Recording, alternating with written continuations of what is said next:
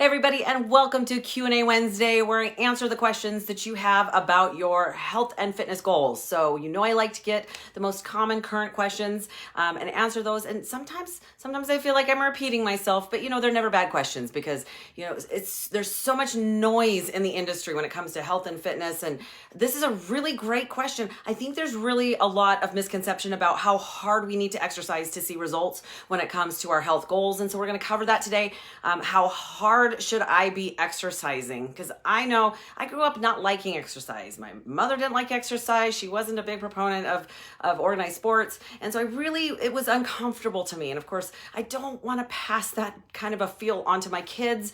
We've really kind of pushed them to at least try some things. And out of it, I've gotten a couple of competitors, and in general, we tend to really like a little bit of some different exercises. So it is important to find what you like to do, but we're going to talk about how hard you should be exercising, how much effort you should be putting into it, and what's appropriate for you. So the first thing that I really do want to talk about is that it really, number one, it depends on several things. Number one, what is your goal, right?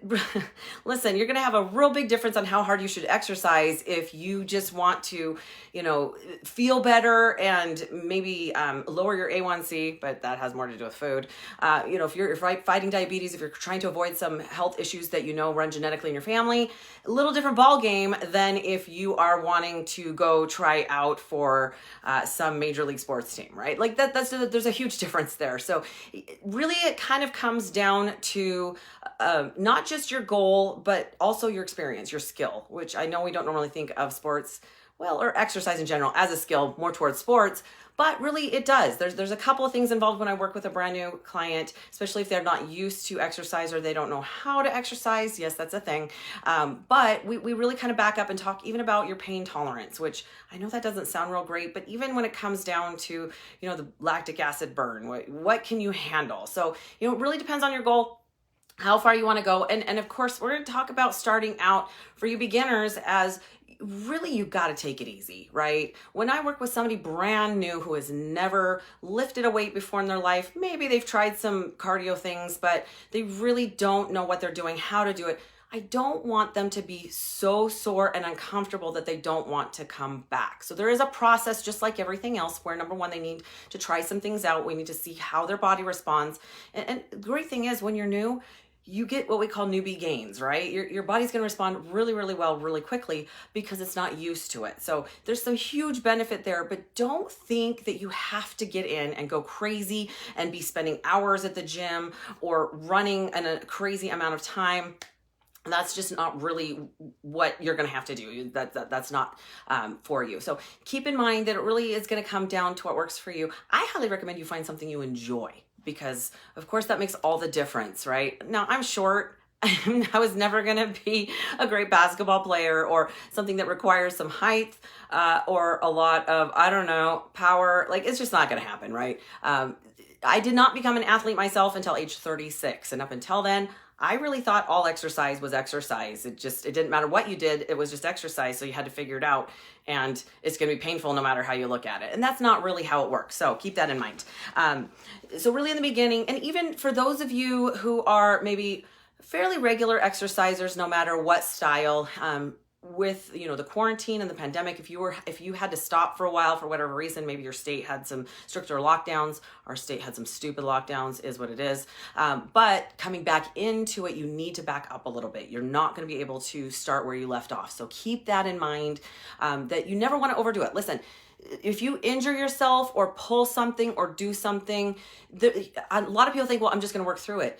But if you knock yourself out of the game, you're going to have to take time off anyway. So there's a huge downside to injuring yourself, because then you can't do anything for a while because you have to heal. So keep that in mind. Now, really quickly, I do want to talk first about the fact that there's a big difference between doing cardio and doing strength training. I used to think all exercise was exercise, hated all of it, to be honest, until I learned to strength train, because that of course changed it changed my life, to be honest, because first of all, I found something I was actually good at. Again, I became an athlete at 36, and that was a decade ago.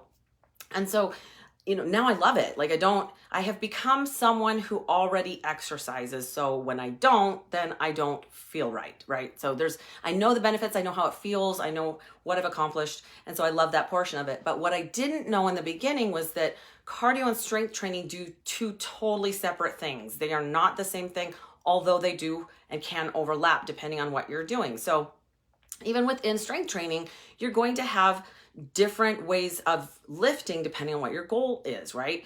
Strength training for size is different than strength training just for strength, which is different than strength training for power, which is different than strength training for endurance. And while those overlap just a little bit in each of those ways or each of those categories, they're completely different, right? Because your end goal of what you're doing is completely different. So as a former competitive bodybuilder, I'm specifically looking for size and aesthetics.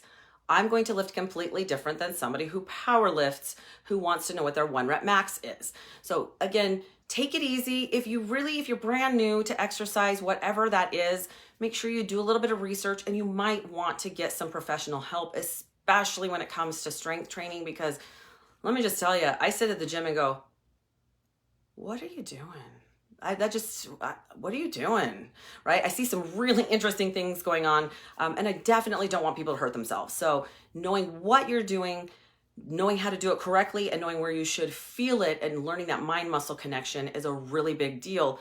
And if I don't want you to live for years and not know what that means and not build anything, because you're kind of letting whatever wants to compensate do the work, right? So if you need to get a trainer, even just for a little bit to know how to lift correctly, that is not a bad thing. So keep that in mind, that might be something that you just need to do. Now, when it comes to cardio, like I said, you need to find something that you enjoy. Some people like to be outside, especially with weather right now. Definitely, if you like to bike, if you like to walk and hike, by all means, you just do something that you really, really enjoy. Or if you're like me, and to me, cardio is like, just gonna get it done. I have cardio equipment at home.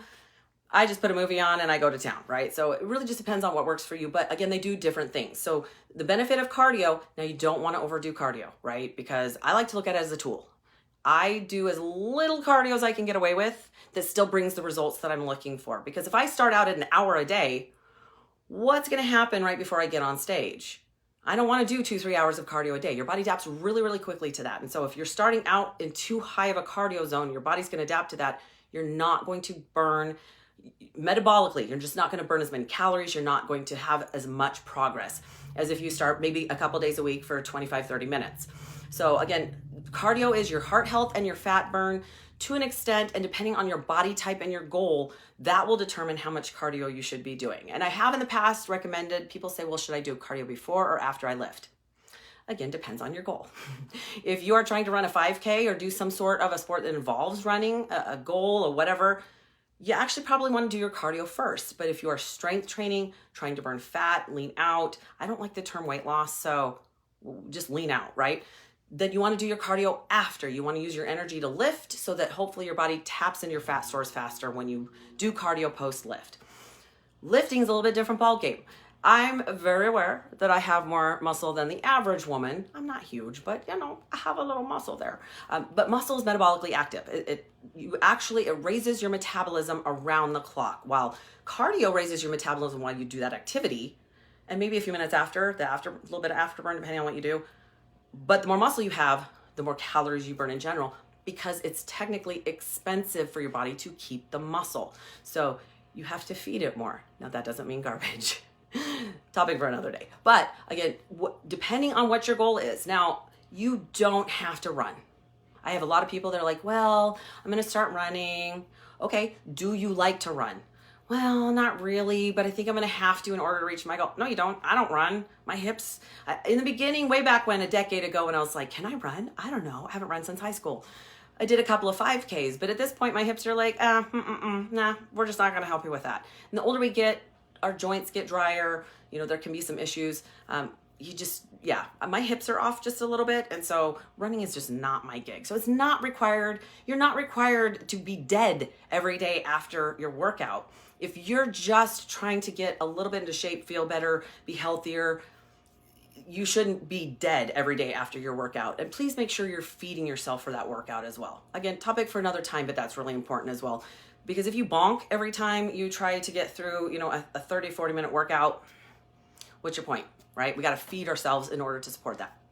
So if you are more of an advanced exerciser, and again, whether that's cardio or whether that's strength training or something in between, you're going to have to work a little harder, right? Your body does adapt really quickly. So in order to not just see results, but even to keep the results that you already have, there has to be some kind of incremental increase of a demand that you're putting on your body, especially when it comes to strength training, because your body will literally just not keep the muscle. Again, it's expensive to keep. So if you're strength training and you're kind of doing the same weights and the same routine every time and maybe the same couple of days a week, and you're just not really getting anywhere with it, not only you're not going to grow, you're not going to keep what you already had. So that's part of it. Now, when it comes to cardio, again, I like to use it as a tool, right? So when I was competing, I might start beginning of the season, 30 minutes, couple days a week. By the end of the season, when I would have to get super lean, a little skeletorish, and a little bit miserable, I was doing 2-a-days, right? So again, it depends, but that was temporary. It's not sustainable. That was temporary, and then I would back off after the season. So again, it really depends on where you're going. Now, don't be thinking that, hey, I'm gonna eat more, I'm just gonna exercise it off, so I'm gonna eat more junk. Because by the way, that might work for you when you were young. The older you get, that doesn't work anymore. Because even if you're able to stave off adding a lot of extra adipose tissue or fat, the older you get, that still starts to have a negative effect on your body. Number one, junk food, right? Sugar, trans fats, all that garbage causes inflammation in your body. And you might not see that in your 20s or 30s, but then it starts to manifest itself in your 40s and 50s, and you start to have things like rheumatoid arthritis. There's a lot of things that can, heart disease, right? Diabetes, there's things that come after that. That didn't happen overnight. You may have thought you got away with it in your 20s, your teens and 20s, but it had a compounding effect as you got older. So the fact that your body's aging, it's not quite working as efficiently, and now you're still eating that garbage, then you start to have some serious health issues. So again, you cannot out-exercise a bad diet. You can try, but it just really doesn't work. There's a lot of research behind even professional level athletes and how much that nutrition really does help their success within their industry and their sport. So keep that in mind. So for athletes, I do consider myself an athlete. I'm definitely not a professional athlete, but I'm definitely an athlete because I have kept up a certain amount of exercise, ability, those kind of things, strength.